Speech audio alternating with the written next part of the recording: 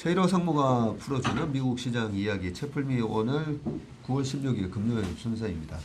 어제 미국 시장에 관한 얘기는 우리 남주임하고 예. 좀 전에 얘기했고요. 그 소매 판매 얘기가 나왔었는데 예. 이 소매 판매가 구체적으로 지금 어떻게 나온 겁니까? 8월 소매 판매 증가율이 나온 거고요. 네. 시장 예상보다 좋았고 전월보다 좋았습니다. 네. 그래서 시장을 좀 시장 참여자들을 좀 깜짝 놀라게 했었는데 예상이 마이너스 0.1%였고요. 실제가 0.3%였고 전월이 마이너스 0.4%였습니다. 그래서 시장 예상치보다 잘 나왔고 전월보다 잘 나왔습니다. 예상이 마이너스였었는데 실제가 플러스에다가 수치조차도 0.3%가 늘어난 수치라서 그러네요. 이걸로 인해서 조금 참여자들이 좀 혼란스러웠던 것 같습니다. 그래서 어제 장 보시면은 왔다 갔다 막 등락을 하는 가운데 막판에 좀 금리 핑계 대면서 빅테크 주식들이 좀 빠졌잖아요. 예. 앞으로도 뭐 몇 가지 그 지표들이 나오면서 이런 현상이 좀 지속될 것 같은데 예. 어쨌든 FOMC 미팅 네. 이후에는 좀 진정이 되리라고 좀 보고 있습니다. 보통 미국은 뭐 8월 말에서 9월 달 예. 이때 이제 학기가 시작을 다시 예. 하니까 예. 약간 백투스쿨 시즌 영향이 좀 있지 않습니까? 예, 그래서 증가 품목하고 감소 품목들을 보면은 네. 증가 품목은 그 자동차, 의류, 자파, 스포츠용품, 백화점, 외식 이런 것들인데 옆에 그 세부 항목을 보시면은 노란색 음영으로 친 것이 전월보다 더 증가폭이 좋았던 거고요. 파란색은 전월보다 증가폭이 감소폭이 더 심한 건데 품목들을 보면은 그 자동차하고 의류, 자파, 스포츠용품, 백화점, 외식 이런 것들이 8월달에 많이 증가를 했고요. 그 이유를 보면은 백투스쿨로 인한 소비 증가라든지 그리고 유통업자들이 최근에 재고 정리를 좀 하고 있잖아요. 네. 그러면서 할인 판매를 하다 보니까 그쪽에 소비가 좀 증가한 걸로 이렇게 평가가 되고 있습니다. 자동차 같은 경우는 소매 판매 중에서 큰 품목인데 네. 7월에 보면은 마이너스 2.0에서 8월에 2.8%가 이렇게 증가를 하면서 상당히 큰 폭의 증가세를 보였는데 네. 최근에 신차 가격들이 좀씩 올라감에도 불구하고 이렇게 수요가 세다는 거는 우리 현대차, 기아에서도 볼 수 있듯이 실적이 견조하겠구나 이런 것들을 좀 예상하게 할 수 있는 좀 부분인 것 같습니다. 네.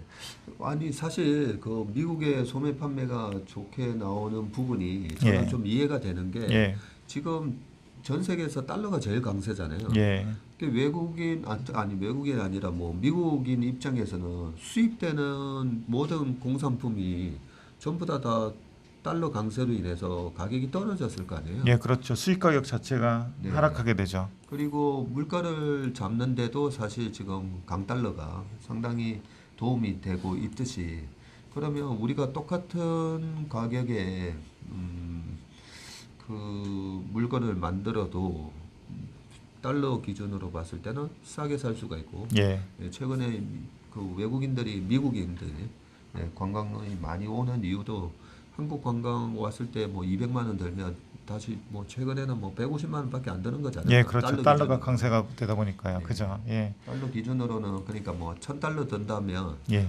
이제는 뭐 800달러만 되면 예, 올 수가 있으니까 그런 측면에서 소비가 강한 것 같아요 보니까. 예, 그 중에서도 이제 가장 큰 품목이 자동차인데 자동차도 판매가 늘었단 말이죠. 예, 그렇습니다. 판매가 전월 대비로 해서 앞에 부호도 바뀌고 숫자도 크게 늘었는데 마이너스 2.0에서 2.8%로 네. 이렇게 증가를 했고요.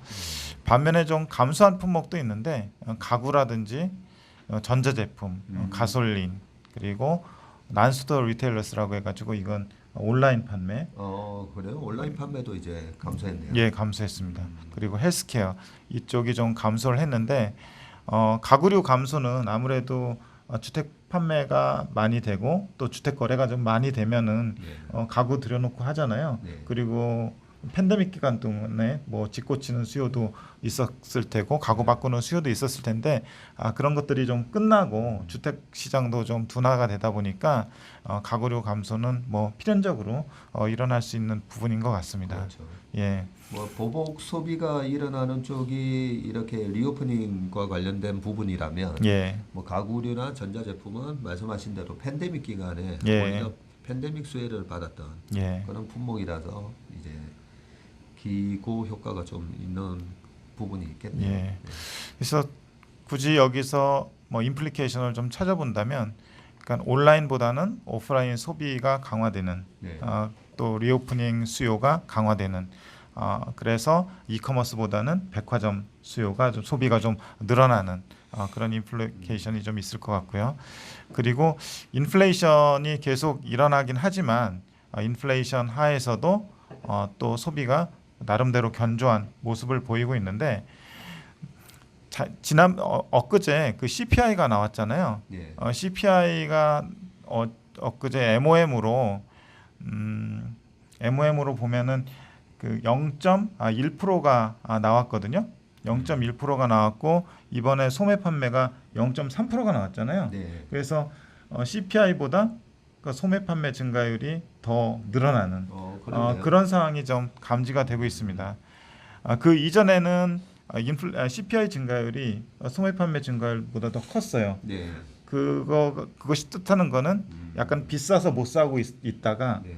지금은 인플레이션 증가율이 약간 둔화되면서 지금은 웬만큼 더 사도 상관없는, 네. 그래서 더 소비가 좀 확대되는 그런 양상으로 좀 반전이 되는 상황인 것 같은데, 맨 그 밑에 오른쪽 표에 보면은 파란색이 CPI MOM 증가율이고요.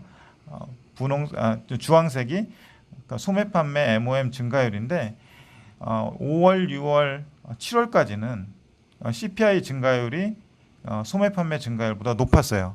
5월만 보면은 CPI가 1.0%, 소매 판매가 0.4%, 그리고 6월에는 CPI가 1.3%, 소매 판매가 1.0%, 그리고 7월에도 CPI는 그냥 0 정도 기록했는데 소매 판매는 마이너스 0.4를 기록했어요. 네. 근데 이번 달에 보면은 CPI가 0.1 기록했는데 소매 판매는 0.3%. 네. 그래서 인플레이션 약간 증가율이 둔화되는 것을 좀 압도하는 소매 판매 증가율이 나왔다.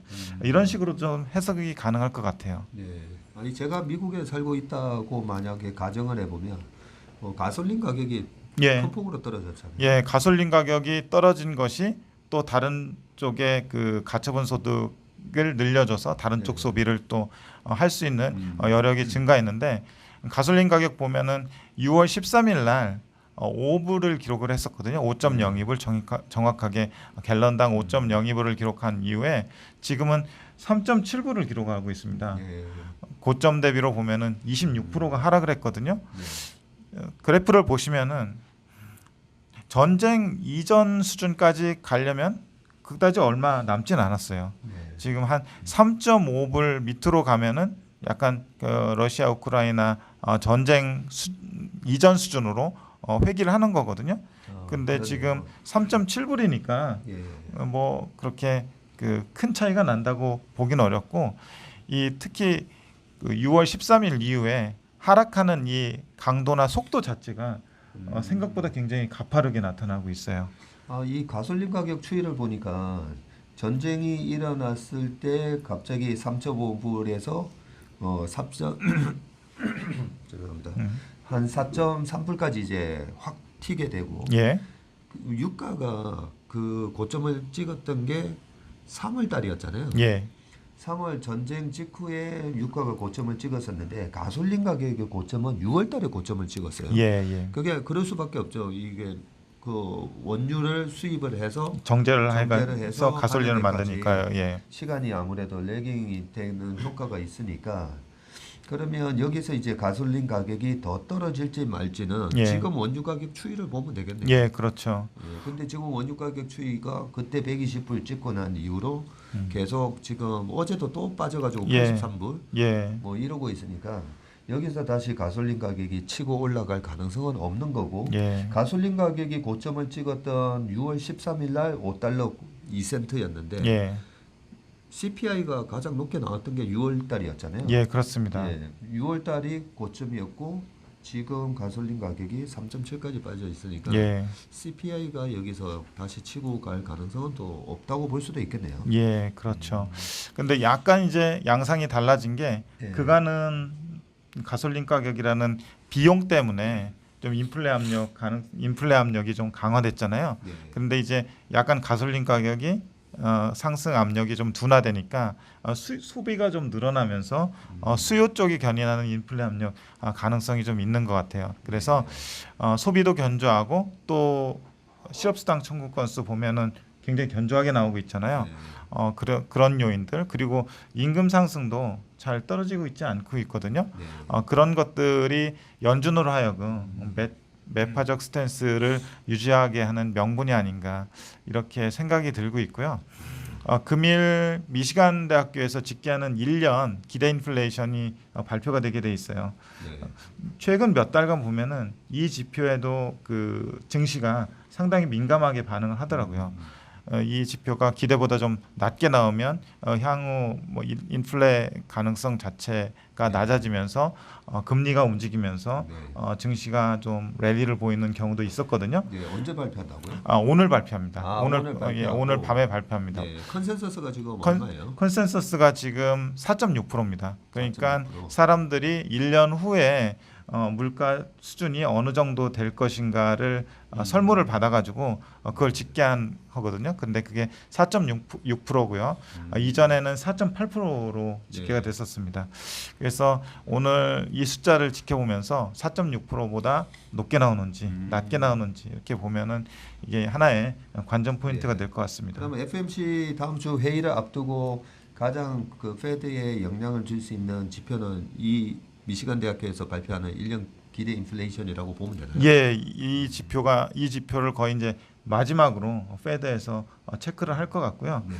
사람들의 인플레이션, 물가에 대한 기대 심리가 어떤지를 자기네들도 유심히 보겠다라고 앞에서 밝혔기 때문에 주목을 할 것 같습니다. 네, 그렇군요. 요 기대 인플레이션이 나오고 그다음에 페드 워치에서 이번에 9월 달에 예. 금리 인상을 얼마를 또 할지에 대한 그 확률 예, 맞습니다. 나오는 것까지 좀 확인을 해보면 예, 향후 페드가 어떻게 이번에 75를 할지 예, 아니면 확률상 20%는 지금 100bp 하는 걸로 그렇죠. 예. 그렇게 우려를 하고 있는데 그 페드 와치에서 어떻게 이제 변화가 일어나는지 오늘 밤에 한번 보면 되겠네요. 예, 예. 알겠습니다. 우리 최유료 상무님 일주일 내내 새벽같이 4시 50분에 오셔가지고 이 자료 만들어서 발표하시느라고 오늘 아침에는 제가 출근하면서 봤더니 예. 약간 피곤해 보이시더라고요. 사실은 어제 자려고 하는데 아들이 와가지고 네. 자꾸 뭘 질문을 하는 바람에 주식 관련된 질문이에요. 주식 관련된 질문이 아니라 이를테면 이런 질문 하더라고요. 인류가 앞으로 얼마나 생존 가능한지. 그래요? 예, 몇 학년이죠? 6학년입니다. 네. 예, 그래서 그런 질문들을 해다는데 좀 난처하더라고요. 비관론이 이제 초등학교 6학년까지 이렇게 비관론이 팽배한 거는 전 처음 봤어요. 네, Fear and Greed 인덱스 다음 주 월요일 날 한번 체크해 주세요. 알겠습니다. 네, 초등학교 6학년까지 예. 인류의 생존에 대해서 고민할 정도로 예. 지금 아주 공포스러운 그런 국면입니다. 네, 주말 잘 보내시고요. 우리 최상무님도 좀 주말에 푹 쉬시기 바라겠습니다. 오늘 첼품이 여기까지 하겠습니다. 감사합니다. 예, 감사합니다.